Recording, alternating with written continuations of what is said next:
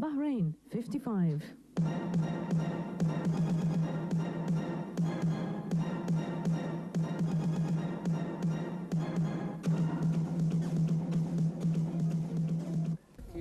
Hello and welcome to Take Two. Hello.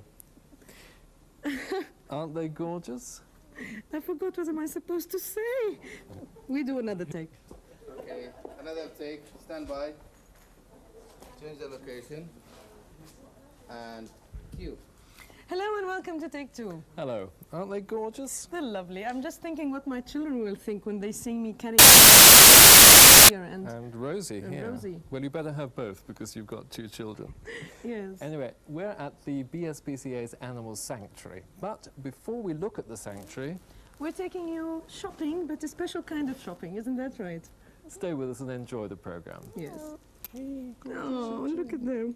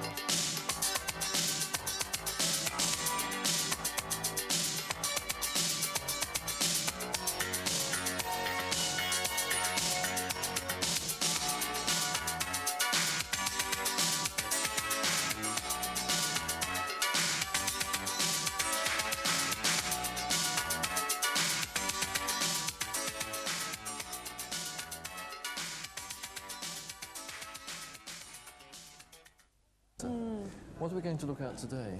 Well, for those of you who like shopping, we're taking you for a special kind of shopping, shopping with the nose. With the nose, I must follow. Let's see where the smell is taking us. I think it's taking us here.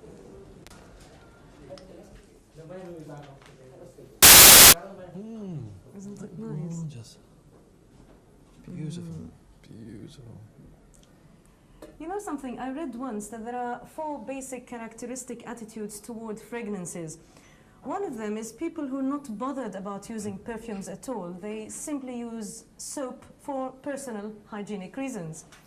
And there are those who use perfume for special events, or because others use it, or because they're used to it, I suppose.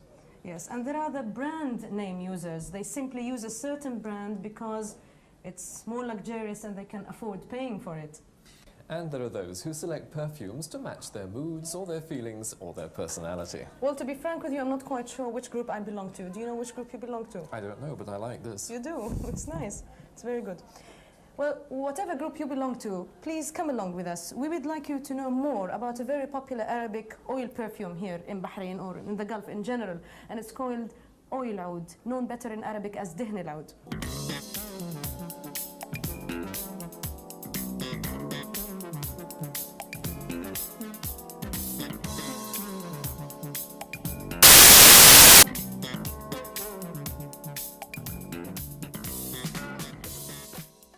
It's almost impossible to go through the history of perfumery in such a short feature as this, because the story of fragrance is almost as old as that of mankind itself. However, before we leave it to the experts, here are a few interesting facts. Perfume has either an alcoholic or a non-alcoholic base. Yes, as Alan said, let's start first with the non-alcoholic. The non-alcoholic, as the name implies, is purely natural. And I mean natural, it's extracted from flowers, plants, bark and animals. And as the natural raw material available would cover almost 1/3 of the needs in the world, therefore synthetic fragrances were created in laboratories. Sorry, Alan, do you smell that? It's lovely. There's also the alcoholic perfumes, as the name implied.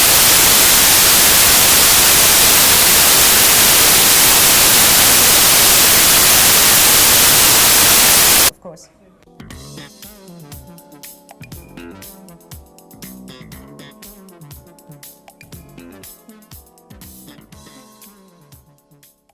Now, perfume making involves many techniques, such as pressing, boiling, drying, powderizing, maceration, and distillation.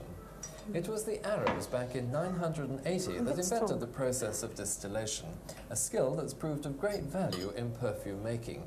Incidentally, the word perfume comes from the Latin perfumen, which means by smoke.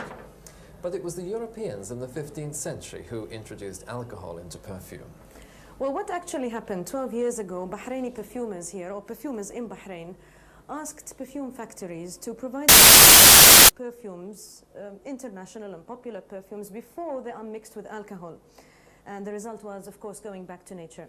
Now, before we show you some natural perfumes, which probably you are using now, but in a natural form, let's have a quick look at this chart, which will explain itself. If we have a look together at this chart, it illustrates, as you can see, the quantity of fragrance, concentrate, and the grade of alcohol used in the mixture. For a perfume, for example, there's 15 to 30% of fragrance, 90 to 95% alcohol. Perfume de toilette, 8 to 15% fragrance, 80 to 90% alcohol. Eau de toilette, 4 to 8% fragrance, and about 80% alcohol. Eau de cologne, 3 to 5% fragrance, and about 70% alcohol. And finally, eau fraiche, about 3% fragrance, and about 80% alcohol, which is quite a lot.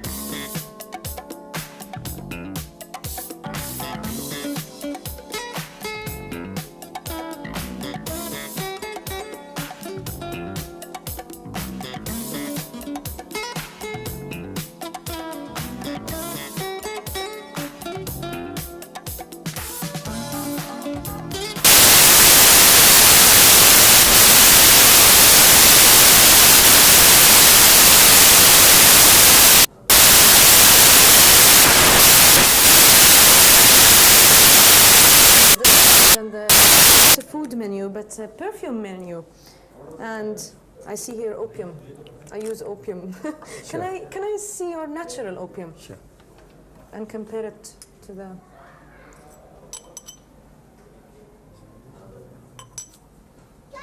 It smells almost the same. How different is this natural opium than the usual one we buy from the market? Well, it is a little bit stronger, you can say. Sweeter, probably. Well, it's... I don't know, I find it sweeter. Okay. And the difference mainly is these are matches. What do you mean by matches? We ask other companies all over Europe, say all over the world, that something like this. And they can match it and send it. In your opinion, which is better? Well, it depends on the taste, you know? No, I mean, some people like strong, yes. and some people like something light. The main difference is just strength only. But don't you think using something with no alcohol in is better for the skin? Yes, that's a different approach to it, medically, but the And smell. Could it be cheaper? I mean, Yes, it's much cheaper, if that's you fill for sure. this for me with opium, how much would that be? Around 8 dinars. 8 dinars. That's 2 ounces. It's interesting. How long it takes you to make a creation? Well, sometimes a month, a year, sometimes even minutes. You just, it comes to you like It comes to you. Yes. It's just like an art, you know. All right. From those natural perfumes, you do your own mixtures. Yes, we do our own And creation. sometimes it takes 6 months, sometimes a year to do a creation. Sometimes minutes. also. Really? Yes. It took you a minute to do a creation. Can Well, you show us some of your creations? Sure. Say, look, this is called, Let's use the other hand, because I'm... this is taif. It's an Taif. Arabic word Yes. for it. It's our own creation, so we name it On ourselves. what basis do you do your creations? From It smells fine. on, well, we study our customers, what they like more. For example, if mostly Arabs like saffron, amber, oud, rose. So mostly our bases and our compounds are based on these 4. For example, look, this has a base of amber. Put your telephone? No, it's all right. This has a base of amber. The first note, the first note is amber, and it has other products with it. This has a note of saffron. We call it Bahraini mix. And there is one thing good in it. It changes. What do you mean changes? Now smell it, you smell saffron. After a while, it will change and change and change. This That's it is, interesting. According yes, to the skin, yes, probably. no, it settles down with the atmosphere. It settles down and changes. There are hundreds. When you do your mixtures, do you bear in mind the humidity and the weather? Yes, or that's sure. things But like it that? does not affect so much. There's a saying, I think, that when a perfumer meets a woman who wears his creation, it doesn't belong to him anymore. Do you think this is true? Well, as a shopkeeper, I like it.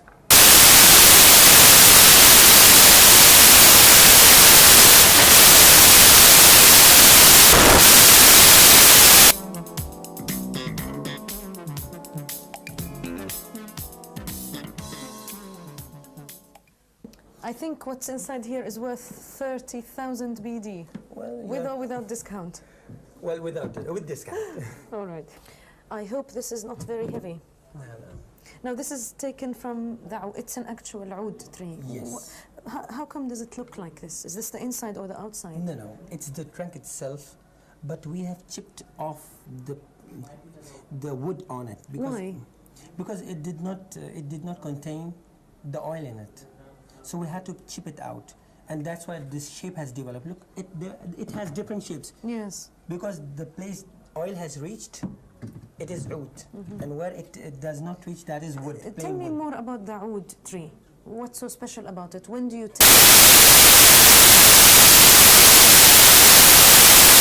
It has no smell in it, unless it catches a disease, or it is hurt or injured by any object or anything. So it's only useful when it's a sick tree? Yes, then it starts throwing this oil. It's just like antibodies. To protect itself. Yes, to protect itself. So that's why, now you can see. Now look, can you you. see this oil in it? Yes. This is the oil which is produced in for the antibodies. And this is what is called oud, dihin al-oud. If it's not burned, and if we can take it out straight, it's dihin oud. But once it is burning, as it's oud. Would this necessarily explain if it's a good quality or not? If it's a bad quality, It would not give oil on this it. oily thing. So Yes. if I'm buying, if I see this oily thing coming out, Yes. it means it's a good quality. It's a sign of a good quality. How do you make oud oil from it? Well, it has a long. They put it in Shall we go water. to the factory Yes, and have why a not? look? Let's go. Okay. Okay.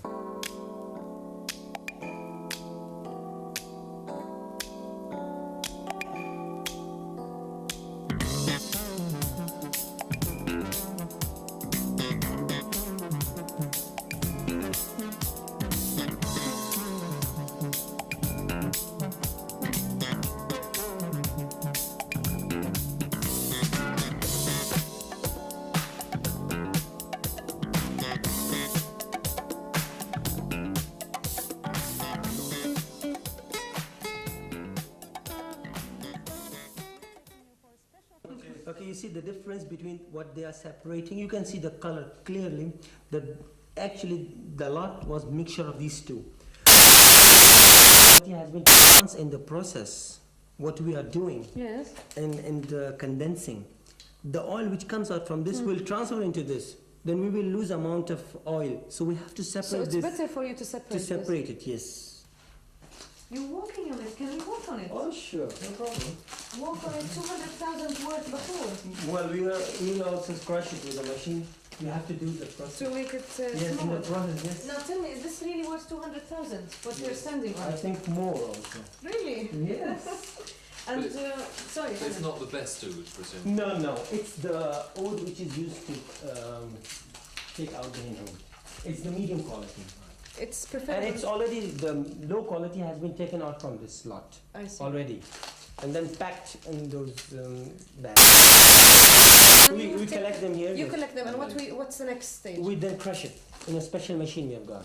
Can we see that? Yes, sure, please.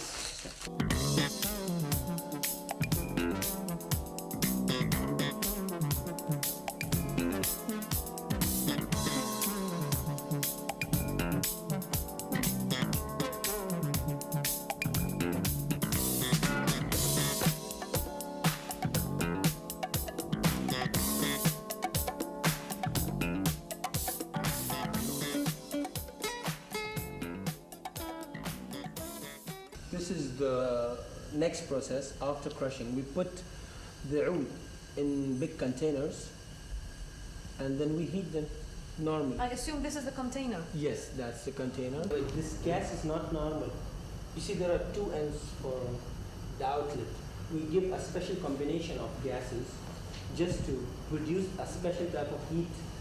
Like aluminum, it needs a different type of heating. Is it a secret combination? Yes. Very good. Forget it. Yeah. No. We come here now. Next. After once you know that we put oud with water in this stand. And the amount of water, we put nearly 50 liters with 8 to 9 kilos of oud. And we boil it for about a week. Oh, that long? A week, yes, because and it's a very slow process. We don't heat it a lot. And constant temperature. No, we reduce it and then give it again. But this is a way it's a secret, we cannot leave it out. And the mixture of water and oud comes out as a condensed from here and goes in a special container which is empty. And we put a weight on it that it would not come out.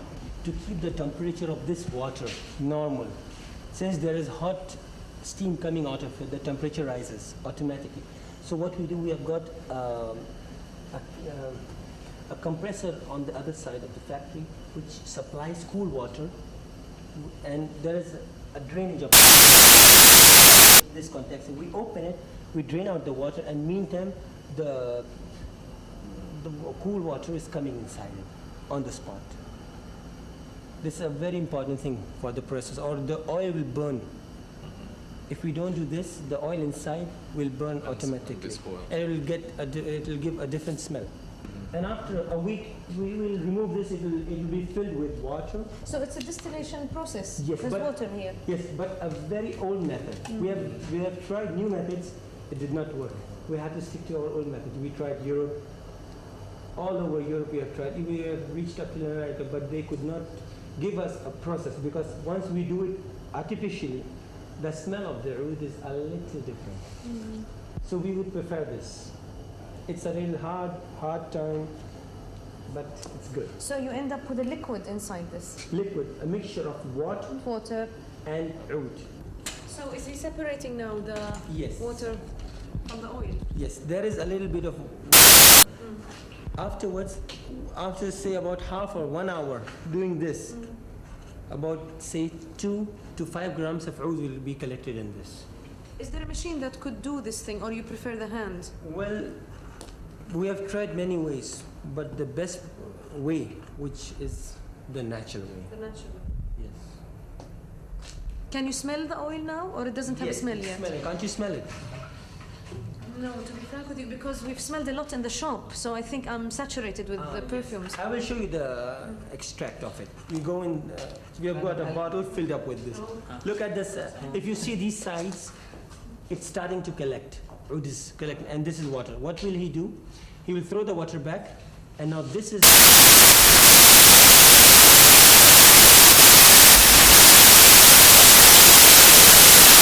Does let the 3 months to collect this from 100 kilos of oud wood, and it's worth about 4,000 dinars. Yes. It's amazing. It's a lot, so I better be careful with it.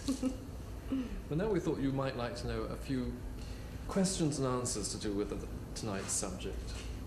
Yes. So my first question would be, how many fragrances can you smell before your sense of smell is destroyed? Yes, and to answer that, it depends on the kind of the perfume. If we're talking about different kinds, then you can smell 5 to 6. If you're smelling from the same kind, then only 2 to 3. Another question would be, how and where should you apply perfume? Is the secret behind the idea of putting a drop behind the ear? Well, it's where the blood circulates well and where the body is warm, so certainly behind the ear. Also, I think, at the wrist, and also here in the bend of the arm. And do you think the wearing of perfume can influence one's mood? Well, let's not get into that, but definitely it has been proven medically and scientifically. And how can you tell if a perfume has spoiled? I think when the colour has changed drastically, or when it's thickened, or when there's a rather sour smell when you open the bottle. And how long does perfume keep? I think we'll let the expert answer that. If it's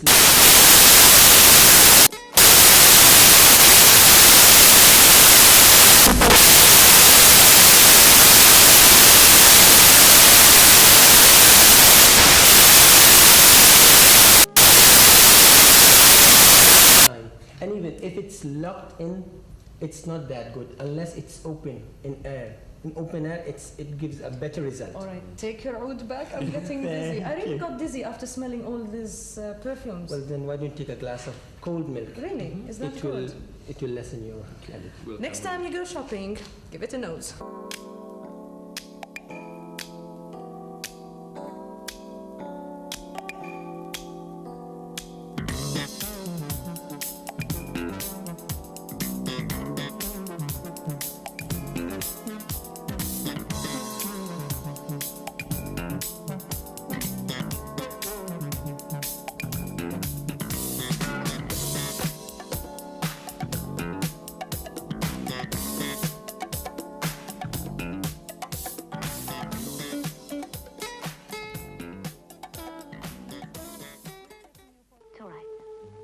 I manage. You're with me too much. Tomorrow evening's feature film at 9:30 is called Rosie and stars Rosalind Russell and Sandra Dee. You're my buddy. Everybody loves my baby, but my baby don't love nobody but me. Nobody but me. Nobody but me. $2.5 million. $2.5 million for a beat-up, closed-up old theater. Your mother's out of her mind. Yes, Captain, you told me. You told me. $2.5 million. And all she gives us is a lousy $100,000 a year. Tax-free. We'll have it all one day. When? Gets healthier all the time. Had arthritis in one hand, she worked that out with a rubber ball. Doesn't even catch cold anymore. Here we are, the envelopes, please.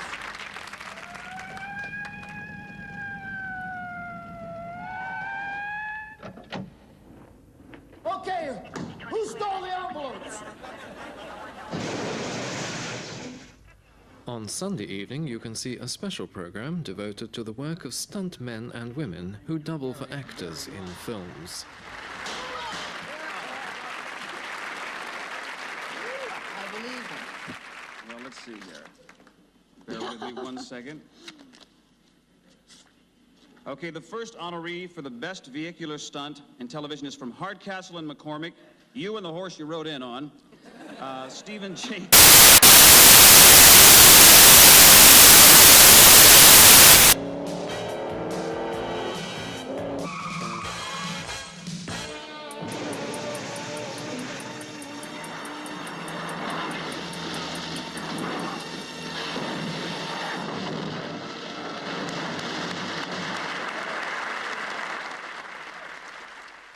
When I arrived at the offices of the Bahrain Society for the Prevention of Cruelty to Animals, I was met by the Society's secretary, who'd been out dealing with an injured cat. Somehow the cat had crept into the engine of a car, and it was still there when the driver started the engine the next morning. But these accidents are only part of the story. Sadly, the sanctuary is concerned with accidents and incidents that are deliberately inflicted on the animals. And it's these that the Society is most concerned to prevent. The Society was all those who cruel. Follows up the story of the Society's development. In 1979, when we decided to form the Society, we were really shocked by the increasing tide of animal cruelty by the grotesque scene of animal corpses over the main highways in Bahrain. And in fact, this was not inherent. We haven't seen anything like it before in Bahrain, and I was born here. And we began our contact with the local vets, well-known vets like Dr. Thuraya Al-Safar, plus other local vets, and all those who are interested in the prevention of cruelty to animals. We got together and we formulated bylaws and constitution for the society, and we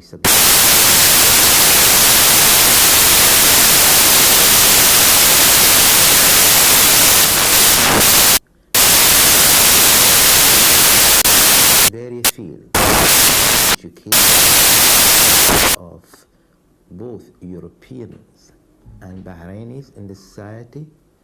At the moment, 30% of the society membership is local, and we got enthusiastic support as well from various expatriate community in Bahrain, the Indian, the British, the American, and in addition to the Arabs. The society managed, with the voluntary effort of its member, to develop its activity in various fields, namely education, which we think,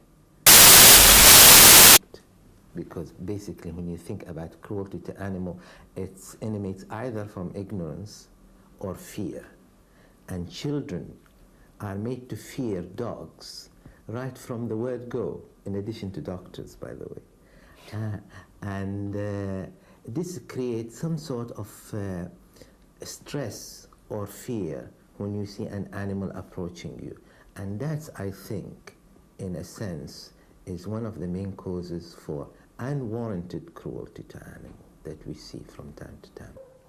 Hassan Tarada is the Society's president. Hassan, what are the aims of the Society? Our aim is laid down in the constitution of the Society,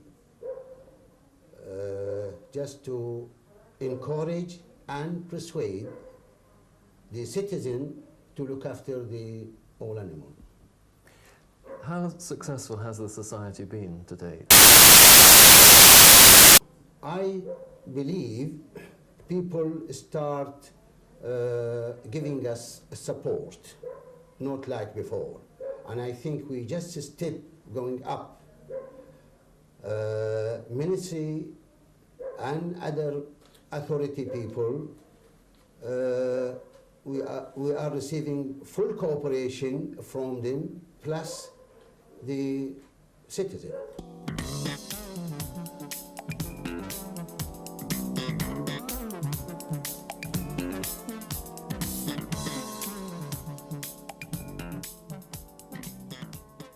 The Society has its own sanctuary. It's here just beyond the village of and has been completely rebuilt this year using donated materials and voluntary labour. The sanctuary can house 25 adult dogs, a dozen or so puppies, about 20 cats and 2 or 3 donkeys. There's even an aviary built to house 100 homing pigeons. There are 2 resident caretakers to ensure a round-the-clock service for the reception of any injured animals.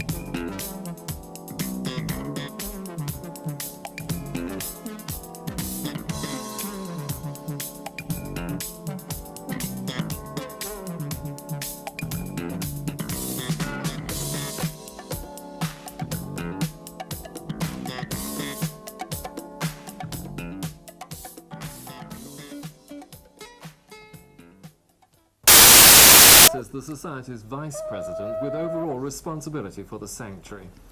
Tim, what happens when an animal is brought into the sanctuary? Well, the first thing we do is record the details down on a card system, which enables us to track how long the animal's been in the sanctuary. Basically, we split them up into the sexes, male and female, then designated whether they're puppies or adult dogs. The best thing with the recording system is that we can then track what happens to the dog all the way through the time that it's here. It gives us a better idea of the length of time, mainly, that the animal has been in the sanctuary. Yeah, you be quiet. Tim, in what ways are they ill-treated when they come here?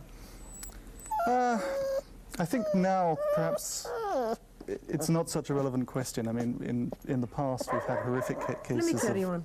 Thank you. Horrific cases of cruelty coming in. Mm-hmm. Now, I think you can split the cruelty up into active and passive. Mm.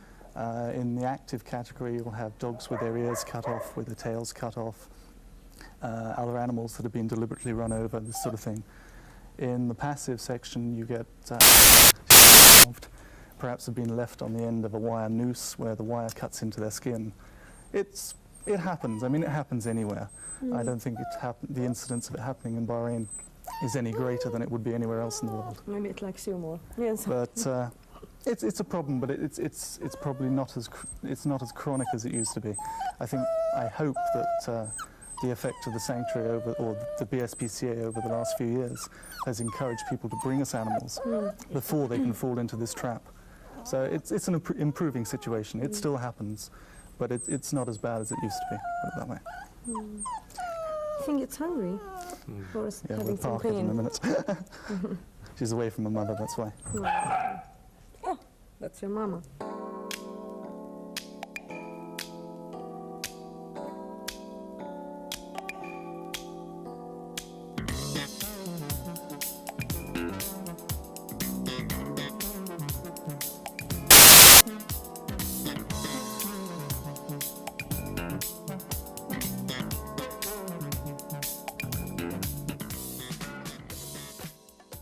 The Society also rents this building in Bushiri Gardens. All the administration is carried out here, and it's also the home of the Society's thrift shop. Karen MacLeod is responsible for fundraising. Is it a difficult job, Karen? It certainly has its moments. Obviously, some fundraising events require far more organisation and planning than others do. Something like a car boot sale, for example, doesn't, in fact, you need an awful lot of planning ahead. We can do it at the drop of a hat. We have to also think that any event must be cost-free. We can't afford to lose any money, so we have to look to using the sanctuary for jumble sales, car boot sales. It was an experiment. For 6 months, we ran it from a privately owned house, just to see if it would work before we took the commitment of rental and overheads. During those 6 months, we were able to put enough money aside to cover the rent for 3 or 4 months, just in case it didn't work. The other thing we have to always think about, of course, is have we got enough volunteers for any particular event? And very often that is, in fact, the problem. We know that we have to raise at least 1,000 dinars every month. That should cover the costs at the sanctuary, the overheads here, and if anything's left over, we put that towards a particular project. Hand in hand with prevention must, of course, go education, and Kaukab Al-Moyed is largely responsible for this aspect of the Society's work. Kaukab, what's your message and who are you trying to reach?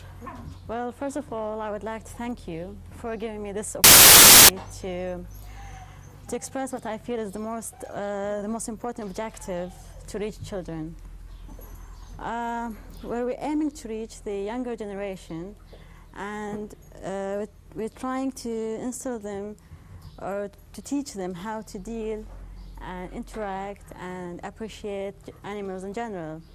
How are we going to do that is by, thanks to the Ministry of Education, we've been given permission for a number of visits to the government schools, and we're planning to have some short lectures. The lectures will consist of they will consist of slideshow followed by a commentary, and we're trying to focus on the how Islamic views animals. Islam does encourage people to take care of animals, to respect them, and take care of them. So we're trying to get this message through to the children, and that will be the group between 8 and 12 years old. What about the older generation? Well, the older generation is we have pamphlets and other magazines and trying to distribute it to the public. But the younger generation is more important because they are the future, you know, the future to be. So after we'll have a couple of people ask, like vets, because we have a questionnaire, question and answer, and there will be if they're asked to thing, you know, and that's about all. But we hope our program will, you know, be successful. And after that, the literature would be just to teach them how to really take care, the appropriate way of taking care of animals in their possession. Well, the message I'm trying to get through is to increase people's awareness of the care and attention that animals need as living creatures, and certainly cruelty is not an option. It's just like people, we need care and attention just the same as animals. Animals do need it just the same. You actually go out and rescue animals that are reported to be ill-treated or hurt? Yes, Alan, we do. One of our biggest problems is turning the concept of a flying squad into reality. But over the years, we've been out on numerous missions, picking up dogs, cats, and even donkeys from all over the island. I think our biggest problem is one of resources. It's finding enough people with enough time to run this sort of service. And we picked up things as bizarre as gazelles and all manner of injured animals. It's one of the problems, perhaps, is that as we don't have full-time transport down here, except for the two boys working in the sanctuary, we have no other full-time employees. We're somewhat hampered in being able to go out and get these animals, but we manage somehow. I think probably 25% of the animals that are in the sanctuary have been brought in on a request, if you like. We pick them up. How do you cope?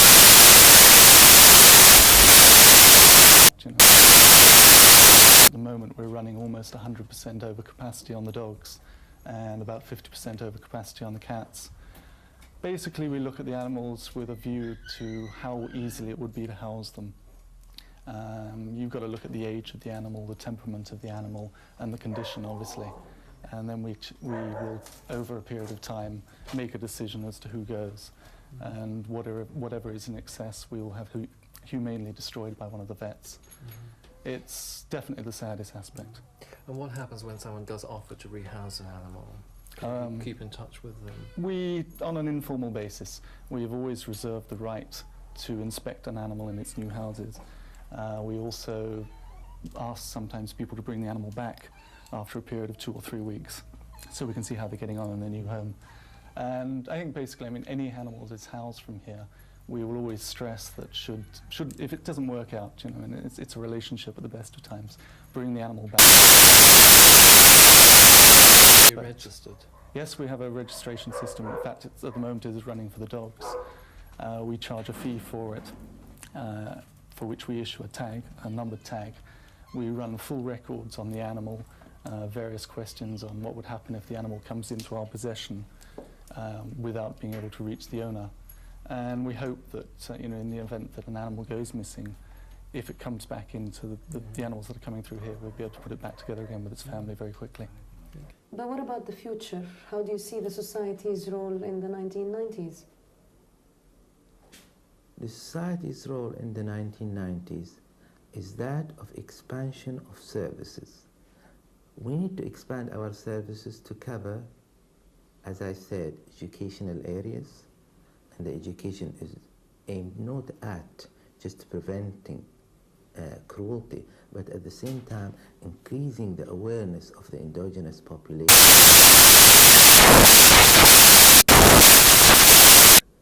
Like man and his ecology are interdependent, interrelated. Welfare of either depend on the others. As long as we respect nature and we respect our ecology, the ecology will protect us. And that goes for the animals as well. Secondly, we have a preventive role by increasing the awareness of the population that the animal could carry some diseases, can host some diseases that could be transmitted to man.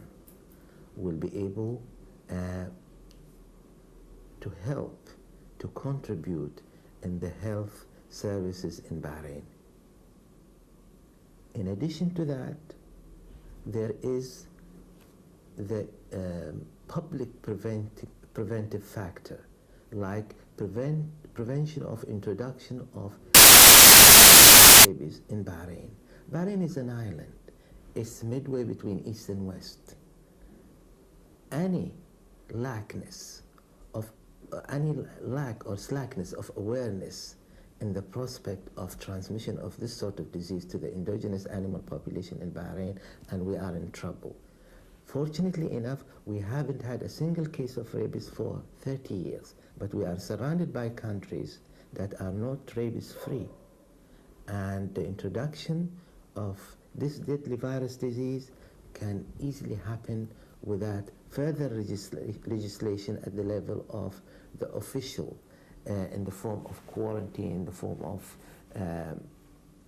import control. And this has gone to a considerable distance so far, because the government introduced last year 3 legislation to curb the introduction of this sort of animal to Bahrain from rabies areas. I asked everybody why they thought people were...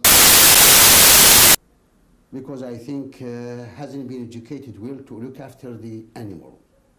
If they've been educated well, I believe the majority will look after the animal. Because basically when you think about cruelty to animal, it emanates either from ignorance or fear. I wish we knew the answer to that question. I think a lot of it is people who take their own frustrations out on animals.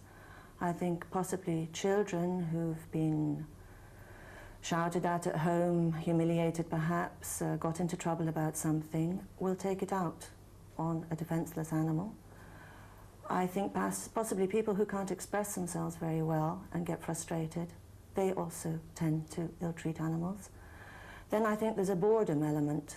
I think particularly I know in Switzerland, where I read a report on this, children who, or groups of youths who've really got nothing better to do, who aren't in school, who have no activities, roam the streets or the villages.